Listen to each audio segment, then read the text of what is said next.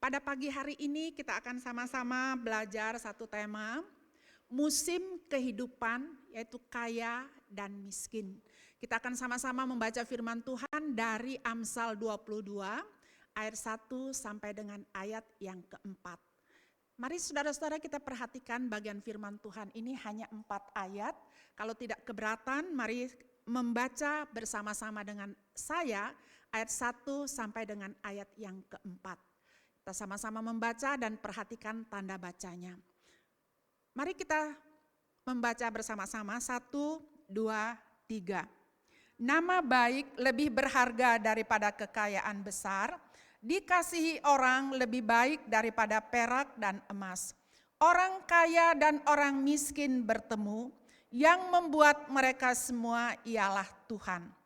Kalau orang bijak melihat malapetaka, bersembunyilah ia, tetapi orang yang tak berpengalaman berjalan terus lalu kena celaka. Ganjaran kerendahan hati dan takut akan Tuhan adalah kekayaan, kehormatan, dan kehidupan. Saudara, sekali lagi dari minggu lalu kita sama-sama belajar tentang musim kehidupan. Minggu lalu Pendeta Charlie sudah melayani kita dengan kebenaran firman Tuhan. Hari ini kita akan sama-sama kembali berbicara tentang musim kehidupan menyangkut kaya dan miskin. Saudara, kalau kita memperhatikan kata musim itu artinya berkaitan dengan kondisi iklim. Kita tahu di Indonesia ada iklim yang kita kenal atau cuaca yang kita kenal adalah musim hujan dan musim kemarau. Nah, kalau kita kaitkan dengan kehidupan kita, saudara, musim kehidupan yang berkaitan dengan perenungan pada pagi hari ini adalah istilah yang merujuk pada perjalanan kehidupan manusia, kehidupan saya dan saudara sebagai anak-anak Tuhan dalam konteks kekristenan yang diartikan bagaimana perjalanan kehidupan saya dan saudara diwarnai dengan berbagai rintangan, berbagai kesulitan yang kita hadapi. Perjalanan kita berbeda, kesulitan kita berbeda, tetapi Tuhan Allah yang kita sembah adalah Allah yang sama yang mengerti keadaan saya dan saudara. Nah, Bapak Ibu Saudara-saudara, di dalam bagian ini saya akan mengajak semua kita memikirkan ketika saya dan saudara menghadapi kesulitan apapun bentuknya, menyangkut di dalam keluarga, menyangkut di dalam pekerjaan, menyangkut kesehatan kita. Satu hal yang ingin saya ajak kita untuk memikirkan, bagaimana kita meresponi setiap musim kehidupan itu. Waktu senang, bagaimana saya harus meresponi. Waktu dalam keadaan sulit, waktu keadaan tertekan, waktu tidak berdaya sama sekali. Bagaimana sebagai anak Tuhan harus meresponi keadaan ini.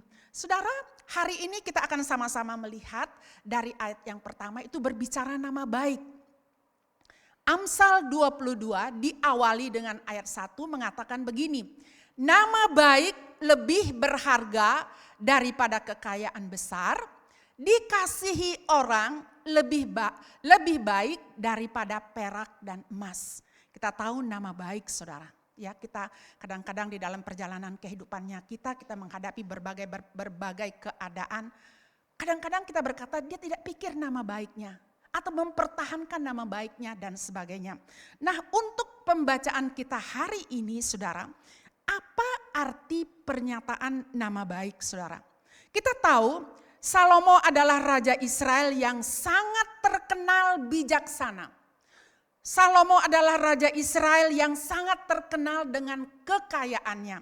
Sampai dikatakan di dalam 1 Raja-Raja pasal 3 ayat yang ke-12, saudara-saudara, tidak ada raja seperti Salomo sebelum dan sesudahnya. Kebijaksanaannya, kekayaan yang dia miliki. Saudara, apa artinya bacaan ini, saudara? Apa hubungannya? Apakah ayat ini berbicara tentang kehidupan Salomo, pengalaman Salomo di dalam menjalankan tugasnya sebagai seorang raja?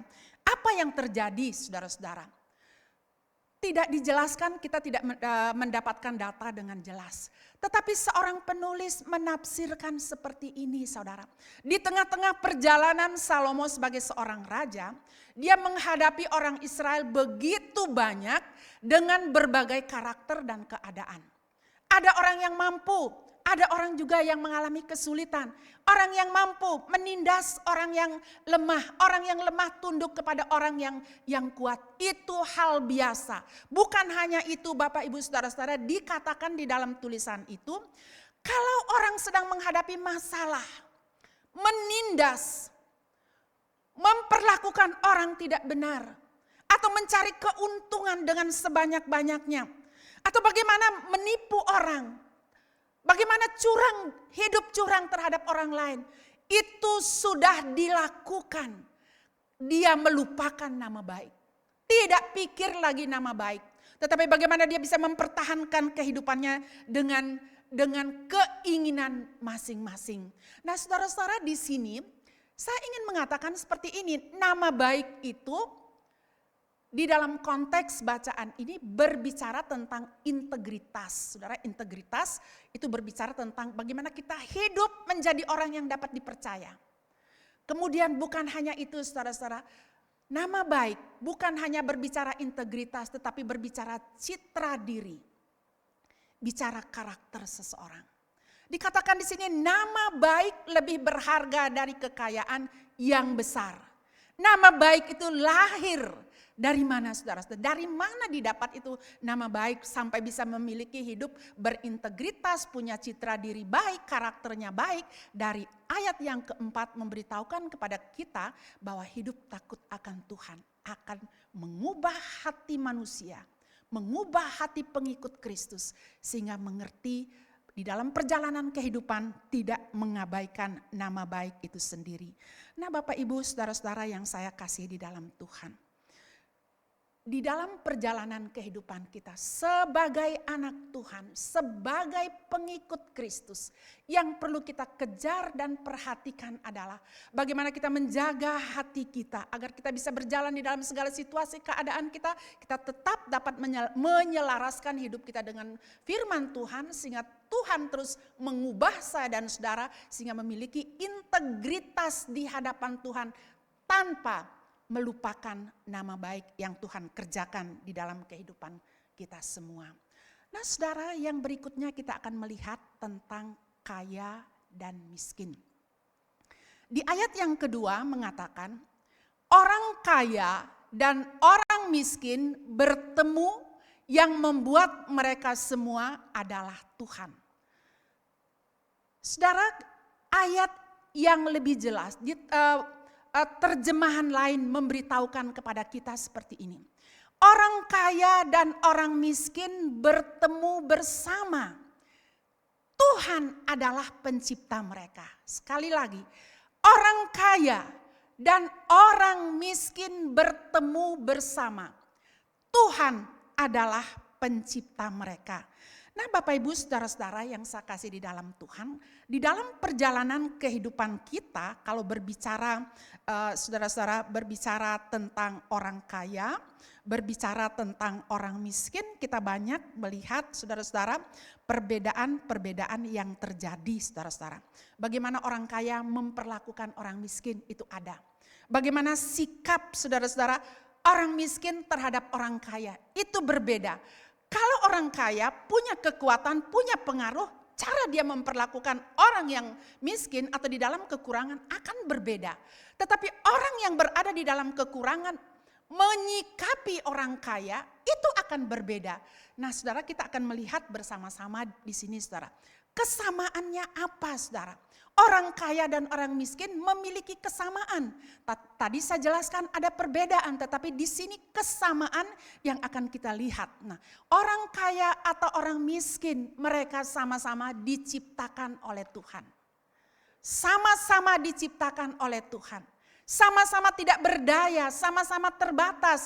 Waktu lahir, semua tidak pakai pakaian, tidak pakai baju. Waktu meninggal, sama-sama tidak bisa membawa apa-apa. Jadi di hadapan Tuhan, kesamaan orang miskin itu dengan orang kaya itu ada. Nah, semua orang saudara-saudara, semua orang kaya saudara-saudara ataupun orang miskin mendapat perhatian yang sama di hadapan Tuhan. Mendapat kasih yang sama di hadapan Tuhan. Walaupun di dunia ini ada perbedaan, tetapi Tuhan memberikan perhatian yang sama. Kabar baiknya buat kita semua sebagai orang anak-anak Tuhan, kita mengerti ada Kristus yang mengasihi saya dan saudara bagaimanapun keadaan kita. Nah, saudara-saudara yang saya kasih di dalam Tuhan, kita akan melihat saudara-saudara berbicara kaya ini.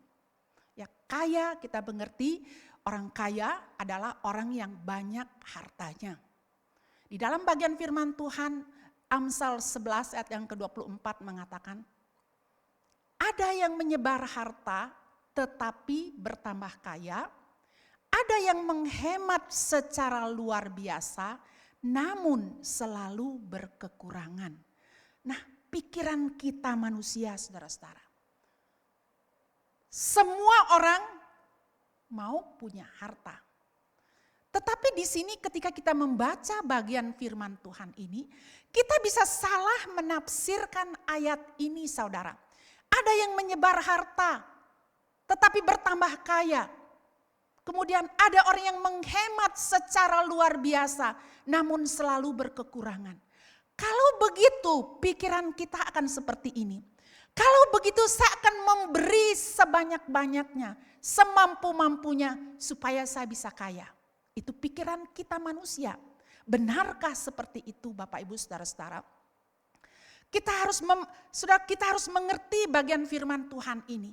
Waktu kita memberi, ya, di dalam ibadah ada kita diberikan kesempatan untuk membawa persembahan. Waktu kita memberi kepada orang lain, waktu kita menolong orang lain yang sedang berkekurangan. Atau ketika kita berada di dalam ibadah, kita membawa persembahan kita kepada Tuhan, apa motivasi kita? Apakah Tuhan hari ini saya bawa persembahan 50.000, Tuhan ganti dong dengan 100.000. Saudara, kalau itu motivasi kita sudah salah di hadapan Tuhan, kita sudah menjadikan uang atau harta itu atau kekayaan itu menjadi Tuhan kita, menjadi Tuhan yang kita sangat andalkan di dalam perjalanan kehidupan kita. Nah, Bapak Ibu Saudara-saudara yang saya kasih di dalam Tuhan, kita harus mengerti bagian firman Tuhan ini dengan baik saudara. Hidup saya dan saudara, banyak kali kita terjebak di dalam uang saudara. Motivasi kita sering salah. Tujuan kita memberi biasanya berpusat kepada diri kita. Tuhan tolong berikan saya dan saudara mengerti bagian ini. Waktu tangan kita terulur menolong orang. Waktu tangan saya dan saudara membawa persembahan kepada Tuhan. Apa yang ada di hati kita? Apakah supaya Tuhan membalas, menggantinya? Kalau itu ada di dalam hati kita, kita perlu meluruskan saudara.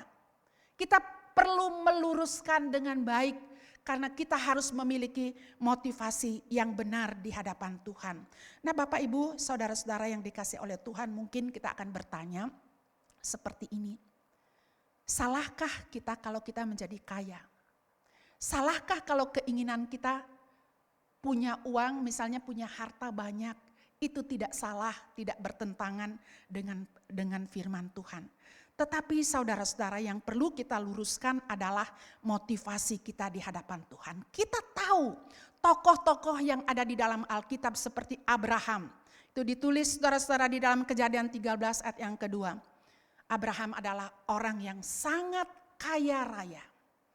Kemudian kita tahu juga di dalam Matius 27 ayat yang ke-57, Yusuf dari Arimatia. Dia juga adalah orang yang kaya.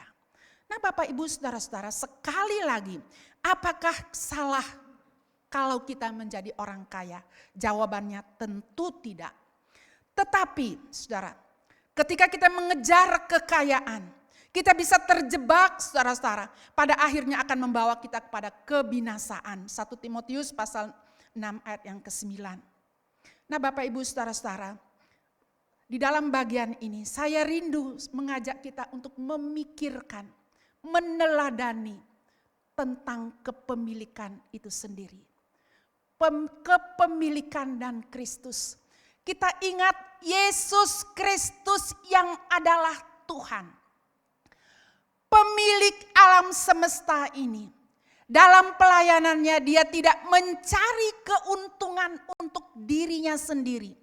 Dia tidak mengejar materi untuk dirinya sendiri. Tetapi kita dapat melihat dia memberikan hidupnya untuk dunia ini. Termasuk saya dan saudara. Yang sering salah hati kita di hadapan Tuhan. Yang sering menyimpang hati kita di hadapan Tuhan. Sekali lagi saudara, kita melihat kepada pribadi Kristus. Kristus yang memiliki alam semesta ini. Kristus yang pencipta alam semesta ini. Di dalam pelayanannya dia tidak mengejar keuntungan untuk dirinya sendiri. Tetapi dia memberikan hidupnya untuk dunia ini. Termasuk untuk saya dan saudara. Nah saudara, Yesus meninggalkan tahta dan kemuliaannya untuk apa? Saudara-saudara, untuk mati di atas kayu salib. Supaya kita yang berdosa ini memiliki kekayaan yang sejati. Kekayaan yang sejati adalah hidup kekal, hidup di dalam Kristus Yesus. Hidup dalam damai dengan Tuhan. Saudara, uang yang kita miliki akan berakhir. Semua yang ada pada kita hari ini yang Tuhan percayakan akan terhenti, satu saat akan terhenti. Hidup kita ini saudara, kesehatan kita itu semua akan terhenti. Ada saatnya terhenti. Tetapi kita bersyukur kepada Tuhan karena Kristus mencari saya dan saudara. Memberikan kepada saya dan saudara hidup kekal, damai dengan Dia untuk selama-lamanya. Nah Bapak Ibu saudara-saudara, saya akan mengajak untuk memikirkan hal ini saudara. Dunia di mana kita tinggal ini, ya, memandang kekayaan itu seperti apa. Kadang-kadang kita juga seperti ini saudara. Dunia di mana kita tinggal ini, kita berada di lingkungan, saudara, di dunia ini. Orang-orang pada umumnya saudara-saudara mengejar kekayaan. Kita akan melihat bersama-sama saudara-saudara. Orang dunia, orang yang tidak mengenal Tuhan, kalau ketemu akan bertanya, tinggal di mana? Anaknya sekolah di mana? Kerja apa? Dan sebagainya. Itu pertanyaan tanpa kita sadari kalau kita melihat saudara-saudara, tersembunyi di dalamnya itu tentang dunia, keadaan dunia ini. Sekali lagi saya mengajak kita untuk memikirkan bersama-sama dunia. Saudara-saudara memandang kekayaan itu. Seberapa banyak harta yang kita miliki. Tetapi Injil Yesus Kristus mengajarkan kepada kita. Kekayaan kita adalah hidup dalam damai bersama Tuhan. Saudara-saudara, dunia memang mengagungkan uang. Tetapi dalam kekristenan, hidup di dalam Kristus, ada yang lebih penting dari uang saudara. Hidup kekal bersama dengan Tuhan.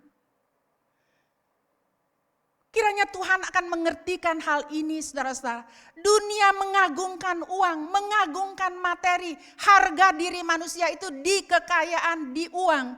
Tetapi saudara-saudara kita sebagai anak-anak Tuhan, kita memiliki hal yang lebih penting dari uang. Yaitu hidup kekal bersama dengan Tuhan. Kalau kita saudara-saudara mengejar Kristus dan panggilannya, kita akan mendapatkan apa yang tidak bisa dibeli oleh dunia, yaitu damai itu sendiri. Sekali lagi saudara-saudara, setiap kita, saya dan saudara, bagaimanapun keadaan kita hari ini, bagaimanapun suasana hati kita hari ini saudara-saudara, saya rindu kita mengerti saudara bagaimana kita mengejar Kristus. mengejar kehendak Tuhan, mengejar panggilannya, mengerti isi hatinya saudara-saudara, kita akan mendapatkan hal yang lebih penting dari semua yang ada di dunia ini, yang tidak bisa dibeli oleh uang, yaitu damai, ketenangan, ada sukacita ketika melewati semua situasi keadaan yang Tuhan izinkan. Saudara, yang berikutnya kita akan melihat miskin, kata miskin. Saya hati-hati sekali cari persamaan dari kata miskin ini. Hidup dalam keterbatasan. Saudara, kalau kita dengar kata miskin, miskin sekali. Pikiran kita apa? Saya miskin sekali. Pikiran kita apa, saudara-saudara? Apakah kita sedang merasa dihukum oleh Tuhan? Atau sebuah kutukan atau hukuman? Tidak, saudara. Di dalam perjalanan kehidupan saudara dan saya, kita harus mengerti Allah kita adalah Allah yang berdaulat. Artinya, Tuhan memegang kekuasaan tertinggi di atas alam semesta ini, termasuk hidup saya dan saudara. Dengan contoh yang saya bisa berikan saudara-saudara, kalau Allah kita adalah Allah yang berdaulat, yang memegang kekuasaan tertinggi atas kehidupan kita, Dia tahu akan keadaan kita, Dia akan menempatkan kita lahir di keluarga mana. Saya dan saudara tidak bisa memilih, oh saya mau lahir di keluarga si A, saya mau lahir di keluarga kaya, saya tidak mau lahir. Kenapa saya harus lahir di tengah-tengah keluarga yang dalam keadaan terbatas? Kita tidak bisa berkata seperti itu saudara. Karena Allah kita adalah Allah yang berdaulat. Di dalam kedaulatannya Dia sudah memilihkan kita warna kulit. Dia sudah memilihkan kita jenis rambut. Dia sudah memilihkan tempat di mana kita lahir. Dan di dalam kedaulatannya itu Dia tahu hidup kita. Dia tahu siapa saya dan bagaimana kita ke depannya. Allah adalah Maha Tahu. Ini adalah kalimat yang tidak asing bagi kita saudara-saudara. Uang bukan segalanya, tapi segalanya butuh uang. Nah Bapak Ibu saudara-saudara yang dikasih oleh Tuhan, ini kalimat tidak asing, kiranya Tuhan akan memberikan kita kekuatan untuk memahami hal ini saudara. Apa arti bagian ini khususnya menyangkut kata miskin yang saya sudah jelaskan di atas tadi. Nah Bapak Ibu saudara-saudara yang dikasih oleh Tuhan. Di dalam Amsal pasal 10 ayat yang kedua, kalau boleh mari kita baca saudara-saudara bersama-sama.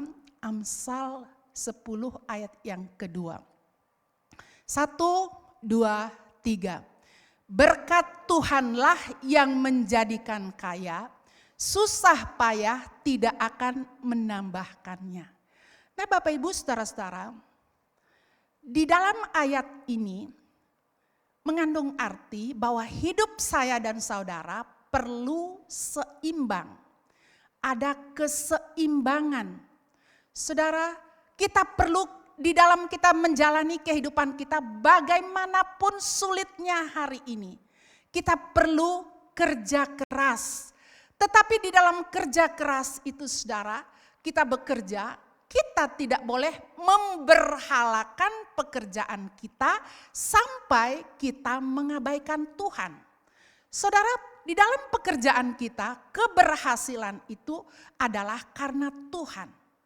Kalau kita berhasil itu karena Tuhan. Tetapi kalau Tuhan izinkan kita melewati sesuatu yang sangat berat saudara. Sampai kalau boleh saya katakan kita berada di satu titik nadir. Ya, titik terendah di dalam kehidupan kita. Tidak tahu apa yang harus dilakukan. Sangat-sangat berat saudara. Di dalam bagian ini kita perlu menyadari bahwa berkat Tuhan menjadikan kaya, ya, menjadikan orang itu kaya, susah payah tidak akan menambahkannya. Sekali lagi Bapak Ibu saudara-saudara, di dalam kita menjalani kehidupan kita, kita perlu seimbang. Keseimbangan itu kita perlu kerja keras, tetapi di dalam kerja keras itu kita tidak boleh memberhalakan pekerjaan kita. Nah saudara, yang saya kasih di dalam Tuhan, keberhasilan yang kita miliki, kalau hari ini kita berhasil, mungkin ya saudara kita bisa melewati sesuatu yang berat, itu semua karena Tuhan. Yang paling penting adalah kita perlu menyelaraskan hati kita dengan firman Tuhan.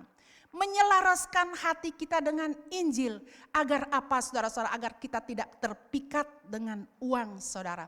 Selama kita hidup dalam dunia ini, kita hidup dalam penyertaan Tuhan. Waktu kita sakit, waktu kita kekurangan, waktu kita hancur, waktu kita dirugikan, waktu kita ditipu, waktu kita dicurangi, satu hal harus tertanam di dalam hati kita. Tuhan Allah Immanuel menyertai saya dan saudara. Dia ada di dalam diri kita, dia ada di dalam kehidupan saya dan saudara, dan akan memberikan saya dan saudara kekuatan. Nah saudara-saudara yang saya kasih di dalam Tuhan, yang berikutnya saya mau mengajak kita untuk memikirkan bersama-sama Injil dan kepemilikan kita. Kalau kata kepemilikan itu berbicara apa yang ada di tangan kita hari ini. Mungkin saudara-saudara, kita tidak punya uang banyak. Kita tidak punya tabungan banyak. Tidak ada aset-aset yang berharga kita miliki. Tidak ada deposito yang banyak kita miliki saudara. Tetapi saya mau mengajak kita untuk mengarahkan hati kita bagaimana Injil Kristus. Bagaimana firman Tuhan yang berkaitan dengan apa yang ada pada kita. Entah itu sedikit, entah itu banyak, entah mungkin tidak ada saudara. Apa yang harus kita lakukan saudara. Bacaan kita hari ini sebenarnya terambil dari Matius pasal 6 ayat 19 sampai ayat yang ke-21. Saya rindu bacakan untuk kita semua seperti ini. Janganlah kamu mengumpulkan harta di bumi ngengat dan karat merusaknya dan pencuri membongkar serta mencurinya. Tetapi kumpulkanlah bagimu harta di surga ngengat dan karat tidak merusaknya, dan pencuri tidak membongkar serta mencurinya. Karena di mana hartamu berada, di situ juga hatimu berada. Saudara baca ayat yang ke-21 bersama-sama. 1, 2, 3. Karena di mana hartamu berada, di situ juga hatimu berada. Nah Bapak Ibu saudara-saudara yang saya kasih di dalam Tuhan, setiap kali Alkitab berbicara tentang uang atau kepemilikan, saudara-saudara, itu sedang berbicara tentang hati kita, hati saudara, hati kita semua. Kalau kita membaca, saudara-saudara cari informasi di dalam perjanjian baru, saudara. Dalam perjanjian baru, ayat mengenai doa itu ratusan, kurang lebih 500 tentang doa. Doa itu penting. Kemudian ayat tentang iman juga berbicara, ratusan juga menceritakan tentang iman. Tetapi ayat mengenai kepemilikan, mengenai uang ribuan saudara. Ini artinya penting, sangat penting. Karena masalah ini sangat penting. Setiap kali Alkitab berbicara tentang uang atau kepemilikan, itu sedang berbicara tentang hati kita. Sebenarnya saudara-saudara yang saya kasih di dalam Tuhan, Tuhan tidak pernah butuh uangnya kita. Kenapa saudara? Tuhan tidak menginginkan uang saya dan saudara. Tetapi Tuhan ingin agar kita tidak cinta uang. Tetapi kita memuliakan Tuhan lewat uang kita. Sekali lagi, Tuhan ingin hati kita berada di tempat yang tepat, yaitu mengasihi Tuhan, bukan uang. Saudara, ini hati kita, saudara. Kita sadar uang begitu menarik hatinya kita. Uang memiliki kekuatan yang begitu besar, saudara, di dalam kehidupan kita, sehingga memikat hati kita dan bisa membuat kita jauh dari Tuhan. Sekali lagi Bapak Ibu saudara-saudara, uang menarik hati saya dan saudara. Uang begitu memikat hati saya dan saudara. Dan uang itu bisa membuat kita jauh dari Tuhan. Tuhan ingin agar saya dan saudara, hati kita berada di tempat yang tepat, tempat yang benar, yaitu mengasihi Tuhan, bukan mengasihi uang. Nah Bapak Ibu saudara-saudara yang saya kasih di dalam Tuhan, kita coba cek hati kita. Kita periksa hati saya, hati kita semua saudara. pertanyaan saya yang pertama. Seberapa gelisah hati saudara ketika saudara tidak ada uang? Pertanyaan yang kedua, seberapa gelisah hati kita waktu kita dicurangi oleh orang lain? Misalnya saja, dia pinjam uangnya kita. Katakanlah dia pinjam 100 ribu, 1 juta lah. Dia pinjam 1 juta. Setiap kita ketemu dia menghindar. Belum kita menagih, dia menghindar. Yang menjadi pertanyaan, bagaimana suasana hati kita pada saat itu Bapak Ibu Saudara-saudara? Bagaimana reaksi kita ketika kita menghadapi hal itu? Nah, hari ini berbicara tentang musim kehidupan, tentang kaya dan miskin. Kita akan melewati, kita pernah berada di satu keadaan kita berkecukupan. Tetapi di dalam satu sisi kita juga pernah berada di dalam, saudara-saudara, di dalam keadaan kekurangan atau pas-pas ya cukup. Seberapa gelisah hati kita. Tuhan ingin hati kita saudara-saudara berada di tempat yang benar. Mengasihi Tuhan, bukan mengasihi uang. Nah saudara-saudara, kenapa seperti itu? Karena kita tahu Kristus adalah sumber berkat terbesar di dalam kehidupan kita. Dia sumber kekuatan kita. Saya mau mengajak kita untuk mengakhiri perenungan kita pada hari ini di dalam Amsal 30 ayat 8 dan 9. Kiranya ayat ini boleh menjadi doa saya dan saudara. Nah saudara-saudara yang saya kasih, sebelum kita membaca ayat ini bersama-sama. Sekali lagi saya ingin mengingatkan diri saya, mengingatkan kita semua pada hari ini saudara-saudara. Banyak orang mengukur berkat Tuhan itu dengan materi. Kalau banyak uangnya berarti ia diberkati oleh Tuhan. Tetapi banyak orang juga memikirkan, dia pas-pasan, oh berarti dia jauh dari Tuhan. Seolah-olah kita menjadi hakim bagi mereka. Sebenarnya tidak saudara. Saya ingin menanamkan satu hal. Bahwa di dalam segala situasi yang Tuhan izinkan untuk kita lewati. Dia adalah Allah yang berdaulat. Dia ingin mengerjakan sesuatu di dalam kehidupan kita. Supaya kita lebih mengenal Dia. Waktu kita berada, saudara-saudara, berada di dalam keadaan baik-baik saja. Keuangan kita lancar, semuanya berkecukupan. Dengan gampang hati ini menjauh dari Tuhan dan melupakan Tuhan. Itu keadaan kita manusia. Nah Bapak Ibu Saudara-saudara, mari di dalam segala situasi keadaan kita, mari kita andalkan Tuhan, libatkan Tuhan. Bagaimanapun suasana hati saudara pada hari ini, Allah yang saudara sembah, Allah yang telah menebus kehidupan saya dan saudara adalah Allah Immanuel. Dia ada di tengah-tengah kita, menyertai kita, menolong kita, memberikan kita kekuatan. Kalau saudara bertanya dan melihat ke belakang perjalanan kehidupan saya dan saudara, belum pernah Tuhan meninggalkan kita. Belum pernah Tuhan membatalkan janjinya walaupun kehidupan kita babak belur di hadapan Tuhan. Belum pernah Tuhan membuang kita walaupun seringkali kita membelakangi Tuhan. Dan pada hari ini saudara-saudara, mari bersama-sama kita membaca bagian firman Tuhan ini. Jadikan bagian firman Tuhan ini doa kita, permohonan kita kepada Tuhan di dalam perjalanan rohani kita. Mari kita membaca bersama-sama dengan suara keras. 1, 2, 3.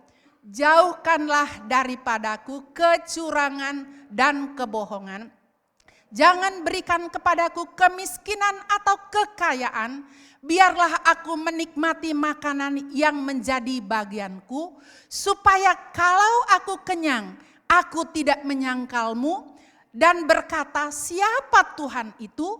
Kalau aku miskin, aku tidak mencuri dan mencemarkan nama Allahku. Saudara, ini berbicara cukup, cukup itu relatif. Kalau saya bilang cukup, misalnya cukup dengan 100 ribu.